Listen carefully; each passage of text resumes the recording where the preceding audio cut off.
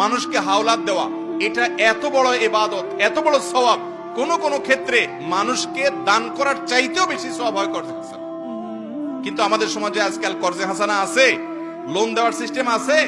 এই না থাকার একটা কারণ হলো যারা লোন নেয় তারা একবার নিতে পারলে আর ওই লোকের চেহারাটাও সে দেখতে রাজি। দোকান থেকে বাকি খাওয়ার পর অন্য দোকান থেকে ঘুরে ঘুরে নগদ খায়, ওই দোকানের সামনে দিয়ে আর হাঁটে না।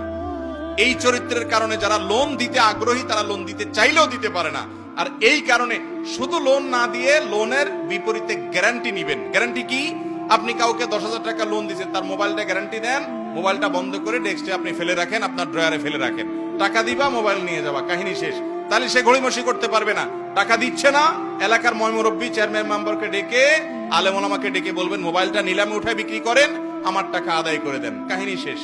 তাহলে সেক্ষেত্রে আপনার লোনও দিলেন, লোনটা আদায়ও হলো, কোনো